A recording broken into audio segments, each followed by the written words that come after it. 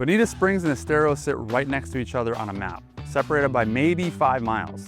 But if you're planning a move to Southwest Florida and you pick the wrong one for your lifestyle, you could end up regretting it. These two cities look similar on paper, but once you dig into the details, the neighborhoods, the beach access, the real estate market, the vibe, the differences are significant. And most of the comparison content online skips the stuff that actually matters. Today, I'm giving you the no-holds-barred comparison. Real insights, real trade-offs, the insider knowledge that most agents either don't know or won't tell you. I'm Rick Harrison, and my team and I have helped over 100 families buy and sell real estate here in Southwest Florida.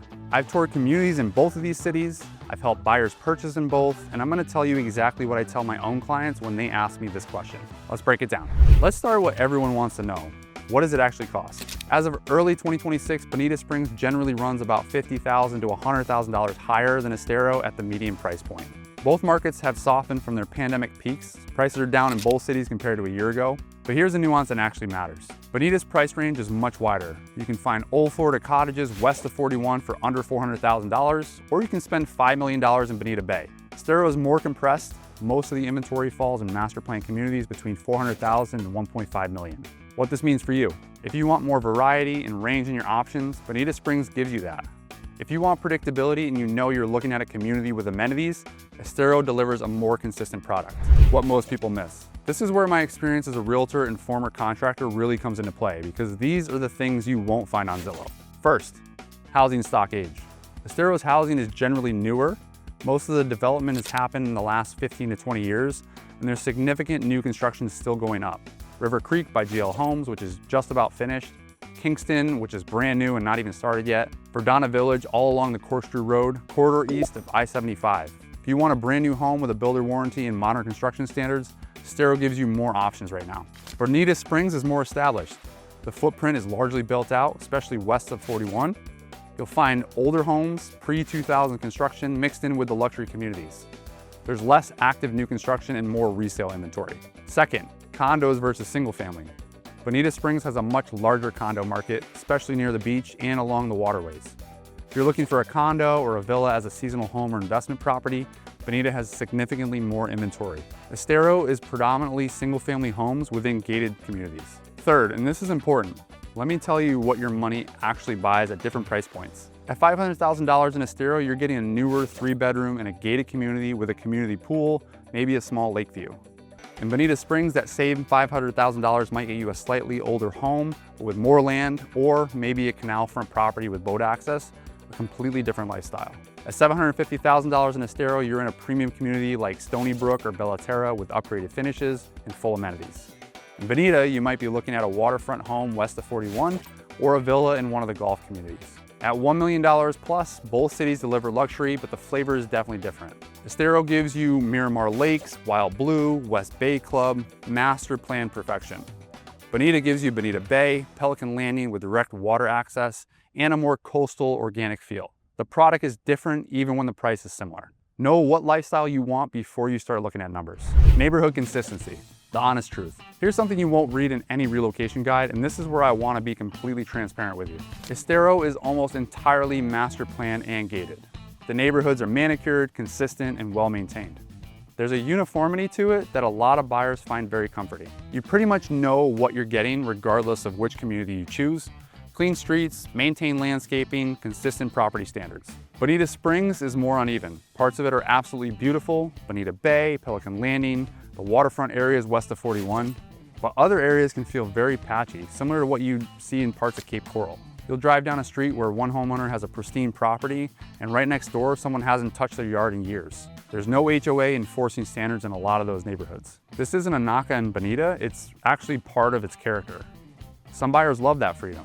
They want to park their boat in the driveway, build a workshop in the backyard, and not answer to anyone. But if consistency and curb appeal matter to you across the board, Estero delivers that almost everywhere you look. In Bonita Springs, it depends heavily on which specific neighborhood you're in. Property taxes, Estero's bragging rights. Estero has something unique, the lowest municipal property tax rate in the entire state of Florida. Their village millage rate is 0.73 mils. Bonita Springs is at 0.847. Now, before you get too excited, your total tax bill includes county and school district levies on top of that as of now, and those are the same for both cities since they're both in Lee County. So the actual difference on your total property tax bill is maybe $500 to $700 per year on a $500,000 home. It's not nothing, but it's not the game changer the headline suggests. Still, Estero's fiscal discipline is worth noting. They run a lean operation and they're proud of it. Beach access, Bonita's trump card. If beach lifestyle is important to you, and for a lot of people moving to Southwest Florida, it absolutely is, this is where Bonita Springs pulls ahead decisively. Bonita Springs has direct Gulf access. Barefoot Beach Preserve is one of the last undeveloped barrier islands on Florida's southwest coast, 342 acres of pristine natural beach. There's also Bonita Beach Park with public access and amenities. Beyond the beaches, Bonita has extensive canal systems, the Imperial River, and access to the Intracoastal Waterway. Many neighborhoods west of 41 have backyard boat docks. You can literally pull your boat out of your backyard, run through Estero Bay, and be in the Gulf in 20 minutes. Estero, no direct beach access, zero. But here's the thing, you're not stranded if you live in Estero. You're about 15 to 20 minutes from either Fort Myers Beach heading north or Bonita Beach heading south. So you have two beach options depending on which direction you go. It's not that you can't get to a beach, it's that it requires a drive. And during season, January through April, that drive can stretch to 30+ minutes with tourist traffic on the roads. The Estero River is beautiful for kayaking and paddling. Estero Bay was Florida's first aquatic preserve back in 1966. There's incredible nature, but if waking up and being at the beach in 5 minutes is non-negotiable for you, Bonita Springs is your answer, period. Lifestyle and vibe, this is where it gets personal. These two cities have very different personalities. Estero is polished. The centerpiece is Coconut Point. Over 100 stores, 24+ restaurants, an Apple store, Ruth's Chris, Cheesecake Factory. It's the retail and dining hub of the entire region. Estero is closer to the major shopping centers and everyday conveniences. Everything is accessible and well organized. If you like knowing where everything is, having consistent quality, and living in a well-maintained community with amenities, Estero delivers that in a very predictable way. Bonita Springs is different. It has character. There's an emerging downtown Old 41 near Riverside Park, independent restaurants, rooftop bars, craft coffee shops, local flavored dining. It's grittier, more authentic, more old Florida. Bonita Springs also has more nightlife. Local music venues and bars actually stay open past 10 p.m., which might sound like a small thing, but if you spent time in Estero after dark, you know it gets very quiet very fast. Here's how I'd frame it. Estero is where you go for convenience and consistency. Bonita Springs is where you go for character and coastal lifestyle. Neither is wrong, but they attract different people. Communities, the top picks in each. Let me give you the communities I'd recommend in each city. In Bonita Springs, Bonita Bay is the crown jewel. 2,400 acres, 5 golf courses, a private marina. Pelican Landing is 2,300 acres with a private beach island and sailing club, one of the best kept secrets in Southwest Florida.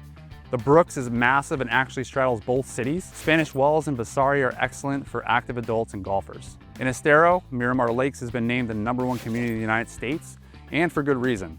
700 acres of freshwater lakes, championship golf. West Bay Club has a private beach club on Little Hickory Island. That's the only way you're getting direct beach access living in Estero.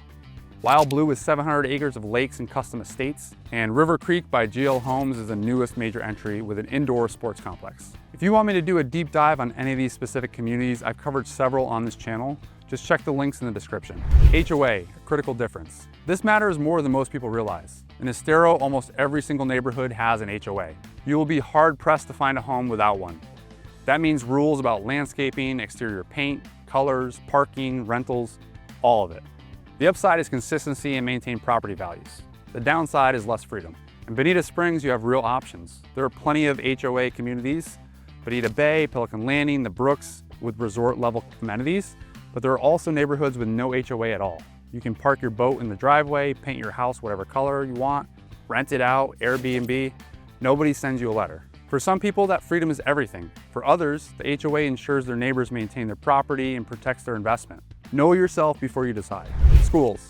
If you have kids, this matters. Estero High School consistently outranks Bonita Springs High School in school ratings and performance metrics.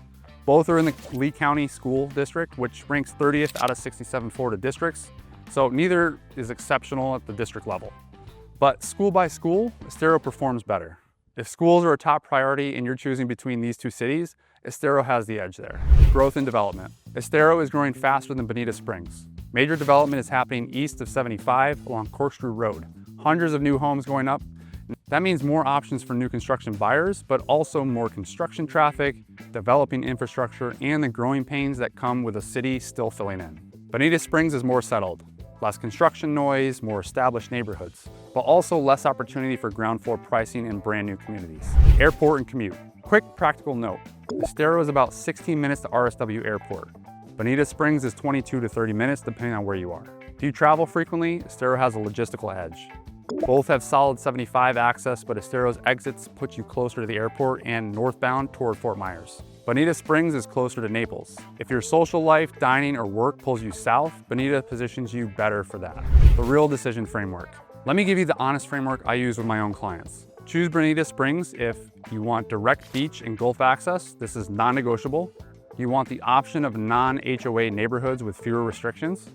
You want more character, local flavor, and an emerging downtown scene. You're drawn to waterfront living with boat access and canal front property. You want proximity to Naples, and you're okay with some inconsistency between neighborhoods. You know what area you want. Choose Estero if your budget needs to stretch further on the purchase side. You have school-age kids and public school quality matters. You prefer polished master plan communities with consistent maintenance.